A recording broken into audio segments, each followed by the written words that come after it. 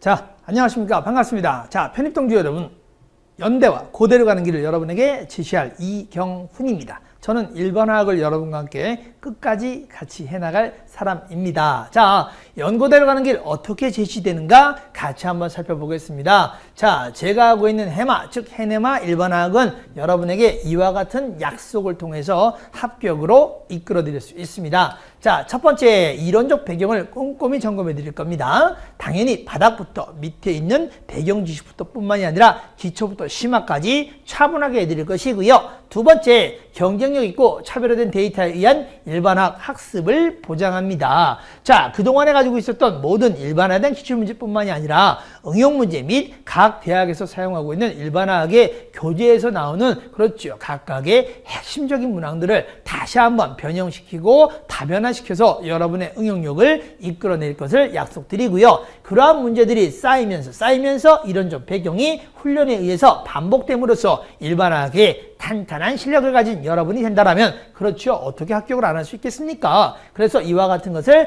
같이 약속드립니다. 그렇다면 일단은 가장 많은 보편적인 문제가 나와 있었던 연대를 기준으로 한번 분석을 해보겠습니다. 자, 이렇습니다. 2016학년도에 나온 연세대 문제는 점점 어려웠습니까? 그렇진 않습니다. 첫 번째, 모든 단원이 출제가 됐고요. 난이도는 약간 상향세가 있는 경우가 있었다고 하지만 실제로 보다 낮은 난이도로 나왔었던 문제도 상당히 많았었기 때문에 실수를 하지 않는 사람이 결정 문항을 결정지어서 즉 맞춤으로 인해서 합격에 다가올 수 있지 않았는가라는 분석을 해보게 되겠고요. 자, 두 번째 보겠습니다. 시간은 고정되었고요. 문제 수가 증가했습니다. 총 25문항이 나왔는데요. 중요한 것은 25문항이 매번 결정, 즉 고정이 되었는가? 그렇지 않았다는 거죠. 유동적이었다는 겁니다. 간단하게 대답할 수 있는 문제가 1-1번서부터 1-15번까지 나타났고요. 그 이후에 2번, 3번, 4번 문제 등이 각각의 중문항을 중심으로 소문항으로 파생되는 유형으로 나타났고요. 특히 분자궤도 함수의 오비탈을 표시하는 문항이라든가 각각의 여러 유형이 같이 나왔었기 때문에 이럴 특성을 알 수 있고요. 과거의 정성적인 문제보다는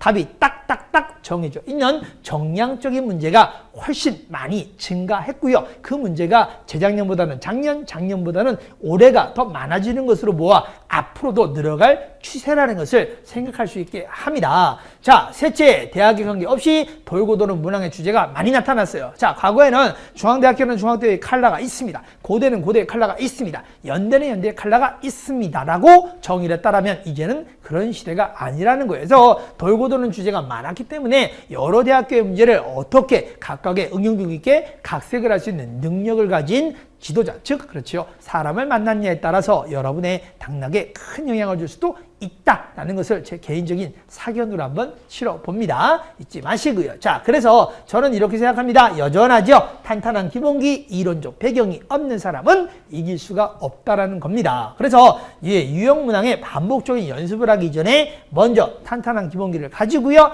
여전하죠. 기본적인 양이 되어야만 그 위에 응용력이 뒷받침될 수 있는 거죠. 그래서 따르는 응용력을 가지기 위해서 많은 문항과 함께 그들의 많은 질문을 여러분과 저와 함께 숱한 피드백을 통해서 점검을 해나간다면 어떻습니까? 합격 어렵지 않게 다가올 거라는 거 느낌 오시죠? 그래서 이렇게 나타낼 수가 있게 되겠고요. 자, 저희 여러분에게 대한 연가 커리큘럼은 이와 같습니다. 첫 번째, 기본적인 시기는 크게 이론적인 배경 시기와 그리고 문항의 시기로 나눌 수 있는데요. 1, 2월달, 3, 4월달, 그리고 5, 6월달까지 나오는 전체적인 시기는 그렇죠. 바로 이론적인 모든 지식을 갖고 나가는 시기라고 이야기할 수 있습니다. 그래서 이와 같이 1, 2, 3, 4, 5, 6월 달을 통해서 각각 기본서부터 응용서부터 심화 이론까지를 이끌어내면서요. 이때 나타나는 추가 문제 역시 기본과 관련되어진 문항 자체가 나타날 수 있게 되겠고요. 응용과 관련되어진 문항 자체가 나타날 수 있겠고요. 심화 이론에서는 기출 유형을 기출 문제가 아니에요. 기출 유형과 비슷한 문제를 반복하여 풀므로 인해서 동시에 이론적 배경과 그렇죠. 문제의 응용 능력을 키워나가면서 본격적으로 그렇죠. 문제풀이가 되는 7, 8월 때는 단원별 기출 문제를 그리고 9월, 10월 달이 되면은 그렇죠. 회차별로 이루어질 수 있는 그렇죠. 실전 문제를 여러분에게 제공함으로 인해서 그 이후 11월, 12월 달에 모의고사 정말로 중요한 시기입니다.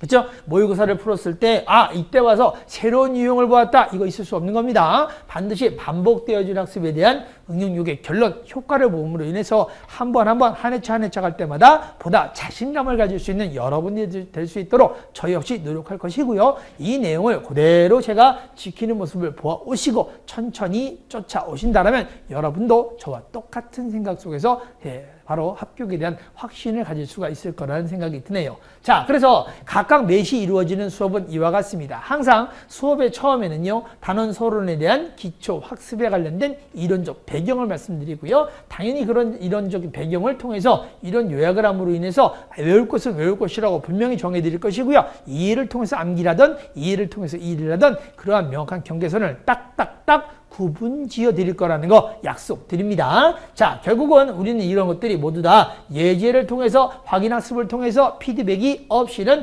절대로 이룩할 수가 없기 때문에 여러분에게 제가 합격을 통해 이룰 수 있는 그렇죠. 고득점의 지름길. 결국은 이렇습니다. 공부의 왕도가 있습니까? 물론 없습니다. 그러나 공부에게 있어서 여러분에게 그 수업을 보다 확실하게 다듬어 드릴 수 있는 왕의 도가 아닌 바로 그렇죠. 가장 강력한 그렇죠. 강한 방법은 존재할 수가 있는 거예요. 그래서 이러한 방법을 저 이경훈이 여러분과 함께 같이 해서 같이 합격의 영향을 가질 수 있도록 하겠습니다. 아시겠죠? 자, 수업에서 만나기를 말씀드리겠고요. 지금까지 이경훈이었습니다. 반갑습니다.